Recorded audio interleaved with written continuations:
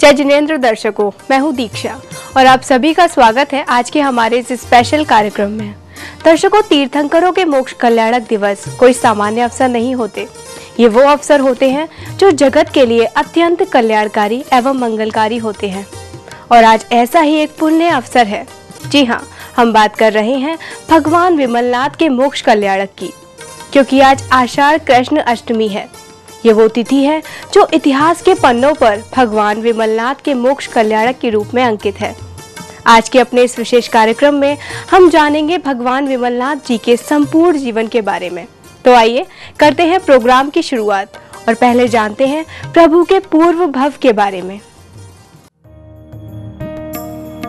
आज तिथि आषाढ़ कृष्ण अष्टमी, विशेष भगवान विमलनाथ का मोक्ष कल्याणक, तीर्थंकर 13वें चिन्ह शुकर।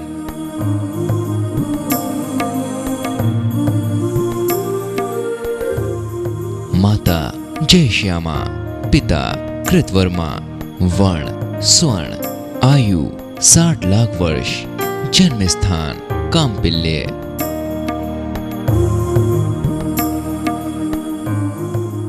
ऊंचाई 60 धनुष, वैराग्य का कारण मेघ।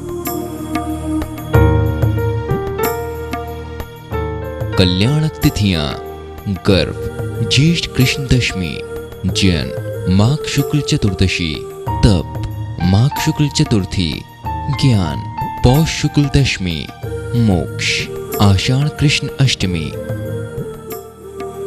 धातकी खंड में मेरू पर्वत की ओर सीता नदी के तट पर एक रम्य कावती देश में पद्मसेन नामक राजा राज्य करते थे।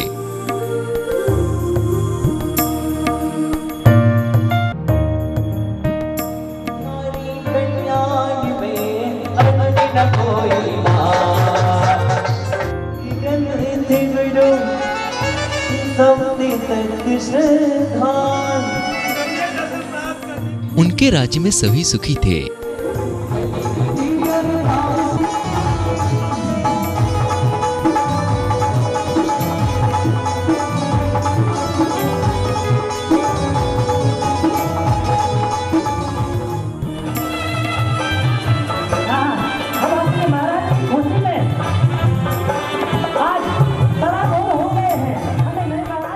एक बार जब वह अपनी सभा में विराजमान थे, तभी वहां वनमाली ने आकर संदेश दिया कि प्रीतिंकर वन में सर्वगुप्त केवली का शुभागमन हुआ है।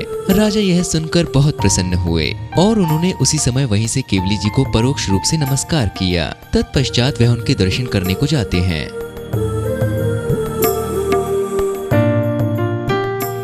और वहां केवली भगवान की दिव्य ध्वनि सुनकर उनके मन में वैराग्य के अंकुर उत्पन्न हो जाते हैं।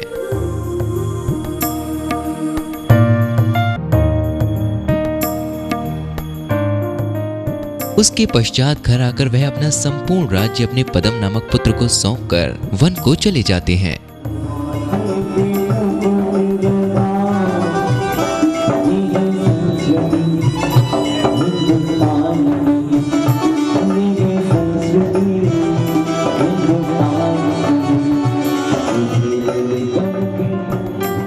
वहां वह उन केवली से दीक्षा लेते हैं और वहीं रहकर 16 कारण नामक भावनाओं का चिंतन कर महान तीर्थंकर नामक पुण्य प्रकृति का बंध करके आयु के अंत समय में संन्यास पूर्वक मरण कर 12वें सहस्त्रार स्वर्ग में सहस्त्रार नाम के इंद्र होते हैं।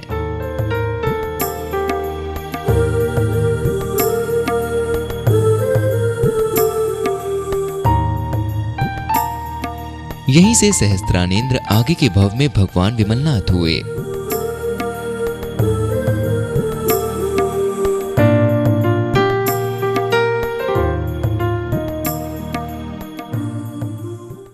राजा पद्मसेन जब मनुष्य पर्याय में थे तब उन्होंने ये सोचा भी नहीं होगा कि उनका अगला भव उनके अनंत भवों को समाप्त कर देगा। अपने अगले भव में राजा पद्मसेन भगवान विमलनाथ हुए और मोक्ष को गए। तो आइए जानते हैं भगवान विमलनाथ के गर्भ कल्याणक के बारे में और जानते हैं वो कौन सी तिथि है जब तीर्थंकर प्रकृति का बंध करने वाला जीव माता जय श्यामा के गर्भ में आया। कंपिला नामक नगरी में इक्ष्वाकु वंशीय राजा कृतवर्मा राज्य किया करते थे। उनकी महारानी जयश्यामा थी।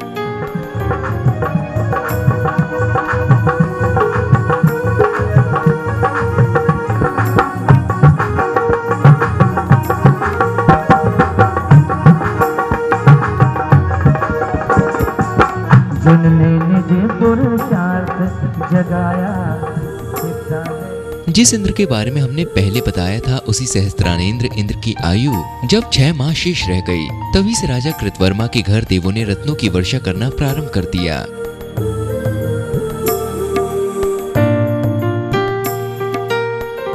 जो महारानी जयश्यामा के गर्भ धारण करने के 6 माह पहले से तीर्थंकर बालक के जन्म के कुल 15 माह तक होती रही।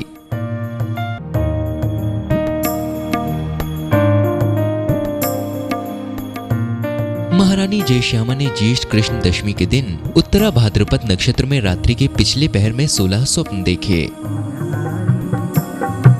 खिला खिला पुष्पों का बदन, देखे जी देखे मान 16 सपन, अजम मीराने खड़ी आई रे। युगल में जो अटकले करती नीर कुंड में धारे।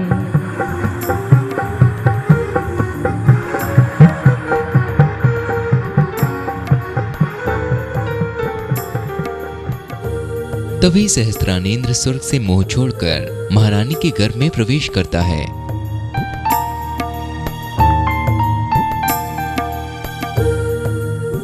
प्रातः होते ही महारानी ने अपने देखे हुए प्रश्नों का उत्तर राजा से पूछा। तब राजा ने कहा कि आपके गर्भ में साक्षात तीनों लोकों के नाथ का प्रवेश हुआ है। यह सुनकर माता हर्षित होती हैं और देव गढ़ाकर प्रभु का गर्भ कल्याणक महोत्सव मनाते हैं।